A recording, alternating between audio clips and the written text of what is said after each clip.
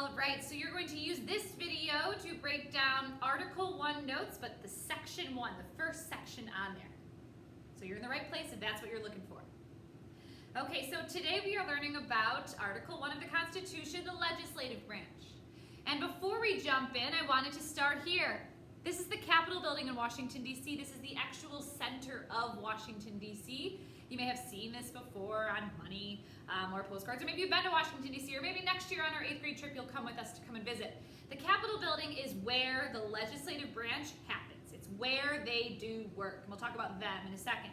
Now, the Capitol building, like I said, sits in the center of Washington, D.C., and when you're touring this beautiful building, you don't get to go into the far chambers of Congress, but you do get to tour quite a bit of it. And if they're not in session, you can see more. But when they are in session, they kind of close it off sometimes. But the best part, obviously, is this dome. The dome in the center, right? And when you're visiting the dome in the center, you get to see this beautiful fresco on the ceiling, and you stare up at it, and your neck hurts by the end of it.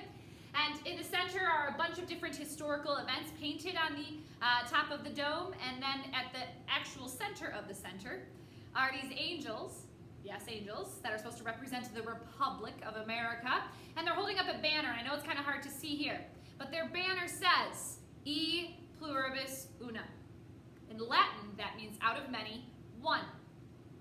The legislative branch has a very clear purpose. The stuff that happens here has a clear purpose. Out of many voices, out of many representatives from many different places, comes one America, comes one ultimate purpose, one ultimate goal. And although it's corny, it does remind me sometimes about the Founding Fathers' intentions, that they wanted people to be represented in the most democratic branch of government is Congress. Now, you can even find this phrase, E pluribus unum, on our quarters, so you know that the Founding Fathers liked it, right? Now, what does the legislative branch do? On your guided notes, you're going to fill this in. The first thing, the first section is super simple. It's one run-on sentence. It says, all legislative or lawmaking powers go to Congress. Now we know that there are 3 branches of government, right? We've talked about this. We've talked about the Great Compromise. There is the legislative branch, the executive, and the judicial. Under the legislative branch, as you know, we have a bicameral Congress, meaning there are 2 chambers of Congress. That is the Senate, I'm sorry it's really dark, and the House of Representatives. Okay, but what do they actually do? Batman asks. What does the legislative branch actually do?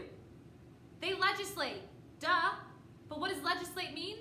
Lawmaking. They make laws. Legislate laws. Legislatures make laws. They legislate. They make laws. Those all are synonyms for each other. So in class, when that word pops up, and it pops up a lot, we're talking about laws and the creation and implementation of laws.